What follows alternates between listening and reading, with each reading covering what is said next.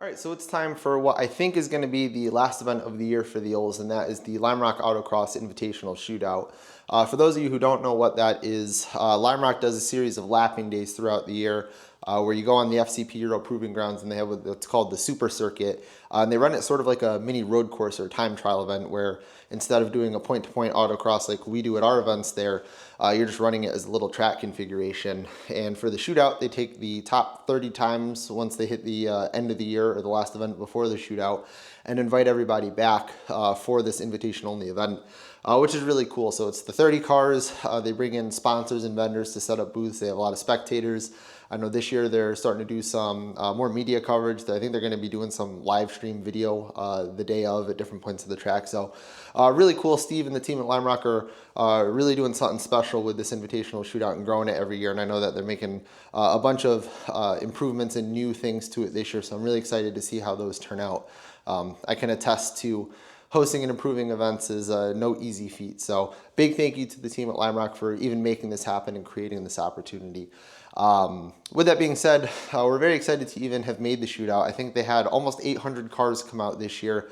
So for the Ols to turn a top 30 time out of all of those cars, which is everything from, there's been some muscle cars out there to modern hypercars and performance cars and, you know, cutting edge sports cars that come out. It's really cool that the Ols was able to turn a top 30 time. I went to the lapping day back in September, in the back of my mind wanting to make the shootout, but really just going in with no expectations just to test the car. So for us to be able to do that, even though we did squeak in like right near 30 to get in, we still made it in, which I think is a really cool testament. It's showing that, you know, a car that is still full weight, an old muscle car at that, that's all steel, with a live axle and 200 treadwear tires, can still turn respectable lap times even with the perspective of modern performance cars. So it's also really cool to see the Gorman Performance Engineering suspension parts and the MCS damper package we developed with them working its magic and actually having real world results. So we have a lot of prototype parts on this car we're about to put into production, so keep an eye on for that, and I'll talk about that in a future video. But back to the event at hand.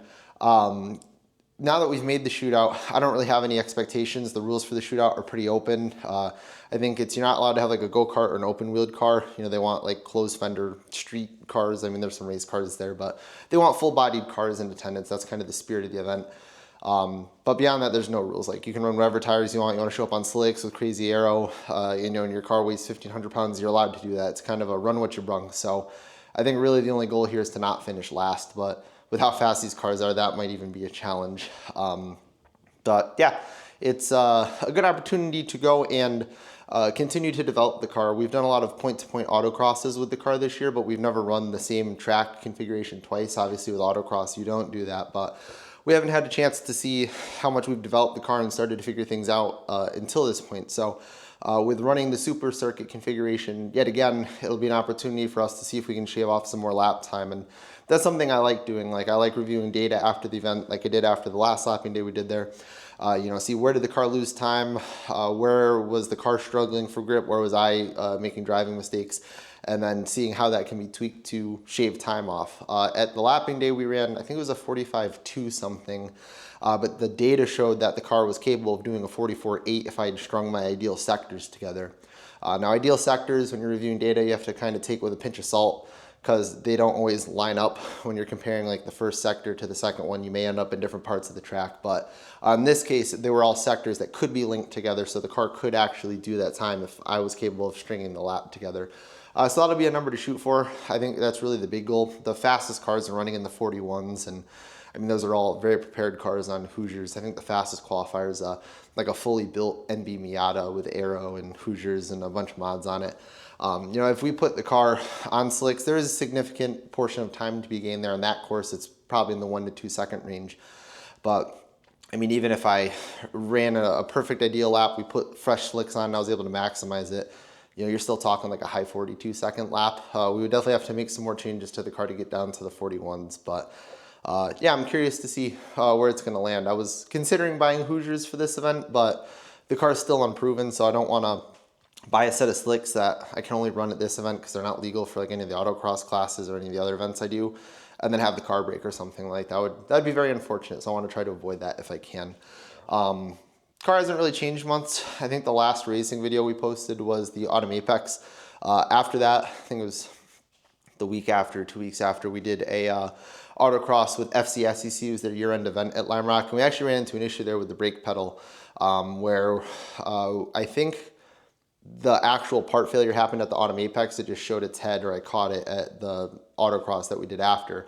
And that's the push rod extension for the rear master cylinder actually bent. And so I'm glad I caught that before it got hung up or something bad happened. But I think what happened was when we were at the Autumn Apex, I was dealing with the ice issue mode, which I talked a little bit about in that video. And I was pushing on the pedal really hard with all my might to still get the car to stop, and pushing back on the ice mode. And I just think that piece couldn't handle the force. The way that assembly is you have the male push rod off the master cylinder, and then you have a female to male extension piece that screws onto that, and then that's what screws into the balance bar. And I think that part just can't handle the force of when I'm pushing on it with all my might, and the master cylinder is basically solid when it's in ice mode. So it just buckled in the middle. So we got a new one in from Tilton. I'll replace that. We'll see if that fixes the issue. I also moved the brake bias a little more forward. Based off the wheel speed data, the rears were the ones that were locking up and causing the ice mode to happen. I would go into a braking zone, hit the brakes, and like almost instantly the rear wheels would shoot down like 20 miles an hour less than the front. It's hard to tell if that was from too much rear bias, like outright, if it was just way too much and it's just grabbing it, or, which I think was happening based off where it was happening on track, the car would go over a bump, the front would hit the ground and reload and put weight on it, but the rear was still going over the bump and light, and that just happened to be when I was getting on the brakes. So I'll keep that in mind. There's little things you can do like soften rear rebound, but I'm gonna see if I can tweak my brake inputs and see if that helps that, because I don't want to have to compromise all the other aspects of the car just for that one thing. But I think that's everything for the shootout. So for the last time this year, we're going to get it loaded in the trailer out to Lime Rock, and I'll catch up with you guys then.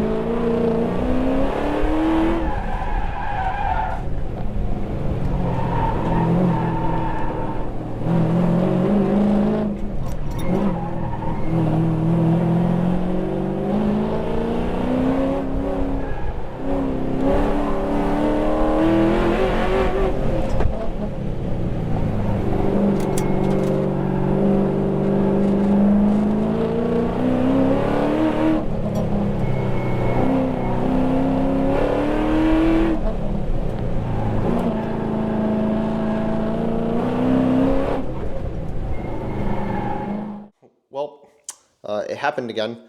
If you take a nice look here, you can see a brake push rod extension that is extra bent. This is even more bent than the last one was.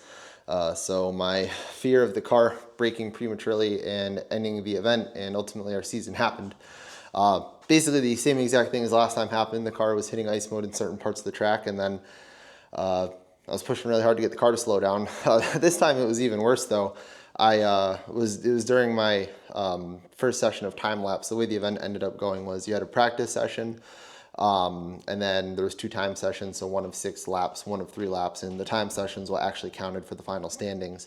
And so I knew I was going to stay out for the full number of hot laps just because the AO52 tires we run have little to no heat tolerance. It's really do an out lap, maybe 2 if it's a smaller or slower track to get heat in them, and then you have your flyer, and then they lose like a half second of pace after that just because they get too hot. So I knew going in I was going to use all my laps, but on my 4th or 5th lap, because I did a hot lap, I did the out lap, hot lap, cool down lap, hot lap, and then I think I did another cool down lap. And then I was going to get ready to do another hot lap, and I was braking into the skid pad, and then the car felt really weird and the pedal was stuck down.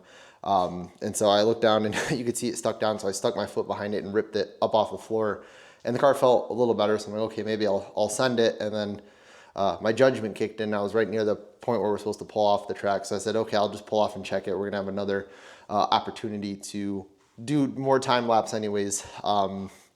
And found this, and unfortunately I didn't bring the spare with me, but this was actually like lodged up against the pedal assembly. So the pedal was stuck. I mean, even when we were at Lime Rock, like I couldn't get the pedal all the way up to release because it was jamming against the pedal assembly. So extra glad I didn't buy a set of Hoosiers for this event, because I would have been extra bummed out. It's almost like I know these things now and I know better. But yeah, it's not a great way to end the season, not ideal. I mean, it certainly could have been worse, but definitely frustrating. It was a super cool event. Again, huge shout out to Steve and the team at Lime Rock. That was very cool atmosphere, a very cool mix of cars, a blast. Definitely be back next year to do the lapping days and hopefully make the shootout again. But as far as the recap of how the shootout actually went for the Ols, the first practice session we went out, well, before that, they did a whole like driver introduction ceremony. So like they parked all the cars on the front street, and then they went down the line with the camera and mic doing all the driver introductions, talking about what the car is and stuff. Really, really cool. You know, it was a little sentimental being there, you know, just thinking about how far the car has come from when I got it when I was 13, and it was just a pile of rust and parts barely held together, to, you know, being there with the 30 fastest cars on the Lime Rock Autocross, you know, proving grounds is a lot of fun, and it shows how far the car has come, and, you know, we still have a ways to go with it, but sometimes it's nice to just look back and see how far you've come without constantly keeping your head down, just to improve things and push it forward. So, you know, if you're working on a project too, keep that in mind. Don't get too disheartened and don't get too tunnel vision on moving forward. You know, sometimes take a step back and appreciate the progress you've made. It's hard to always keep that in mind. It's easy to get lost in the rat race, but I'm rambling at this point. So getting into the actual practice sessions, I went out for the first one and I got my tire pressures wrong, so the car just felt absolutely horrible. I dropped the pressures way down because, you know, we were out there for, I think it was like a 10-minute session. So I knew we were going to get a bunch of laps in, and I obviously don't want to overpressurize the tires. Then you're just going to slide and absolutely torch them and chew the centers of the tires out. But the way the AO52s are with their heat tolerance, and also just the rule of thumb with tire pressures is the lower the tire pressure you run, the more surface temperature you're going to build on the tread of the tire. And so the problem was with the pressures being so low, because I didn't want to overshoot hot pressures, the surface temp just like literally by the end of my outlap was already too hot and it was just slipping and sliding. So the tires got scorching hot from the lower pressures and they never actually even got up to their ideal hot pressures. So like I think I was like 0.8 down on my qualifying time from the lapping day in September. And so I was like, oh, it's going to be a rough day. But I put my head down and I was like, okay, let's try and figure it out. So I made a few changes to the dampers. I stiffened up compression to get a little more response out of the car. It felt better doing that. But also the big change I made going into the time shootout was the way I was going to approach it was do an outlap, do 1 or 2 hot laps, and then call it at that. So I bumped the cold pressures way up closer to what they normally would be if I was doing like an autocross or something. And the car felt way better. And then the tires behaved how I expected. So I went out, did an outlap. They got up to their hot pressures and the surface temp of the tires followed. And the car felt a lot better. And I ended up only shaving 1/10 off. The car still had a little more understeer than usual. I don't know if it was just me being too aggressive on brakes and I was just putting too much weight on the nose into corners because I was just trying to push really hard. Because I shaved a lot of time off in sector 1 and I lost a lot of time in sector 3. So looking at the data after the event, my ideal time was like a 44.5 or 6. It was significantly faster in the mid 44s. So even a couple tenths faster than my previous ideal time. And I was on track to hit that time into sector 3, and then I lost all my time in sector 3. There's like you come out of the skid pad, there's a fast left-hander, and then you make a sort of sweeping right-hander onto the last acceleration zone, and the car was just plowing terribly through there, and I was losing a bunch of time. So had I been able to just take that corner at the same speed or the way I did at the qualifying day I did, then I would be in the 44s, but you know, coulda, shoulda, woulda. It's ideal. It's not what actually happened. So I ended up 25th overall. So I at least met my goal of not being last. Then I'll take that, especially given the fact that I didn't even get both time sessions in there. I only got to do one of the two. The fastest time I think was like a 41.5 something. It was a 991.2 GT3 RS on new Pirelli slicks, which is kind of hard to hang with, but I'm also surprised it was only 3.5 seconds faster than me. I think that distance, you can claw back a good bit of that with doing slicks and making some setup tweaks on that. You know, you're not going to claw that full amount of time back with the way the car is right now, but, you know, it's tantalizingly close. But yeah, the overall the shootout was a lot of fun. You know, I wish the car did better. I mean, it was more competitive here than it would be at like a Kona autocross, just because you're getting a little more room to play with the power and the wheelbase of the car isn't as much of a hindrance, but I mean, it's still at a disadvantage. I mean, obviously the times are a little skewed in this event just because a lot of people were on slicks, whether it be Hoosiers or Pirellis, and while the 200 treadwear, super 200 treadwear tires like the AO52s are very fast, they're not slick fast. Like you just can't compete with that, but it's all bench racing at this point. It was a lot of fun. Afterwards, they had a little event ceremony where they had the cocktails for everybody and hors d'oeuvres and stuff. So it was just a very cool atmosphere. It was a lot of fun to be at. So although I was bummed the car broke and the day ended prematurely, it was, you know, still a fun day at the racetrack and hanging out with people and getting to just enjoy the atmosphere there. But yeah, that marks the end of our racing campaign with the Ols this year.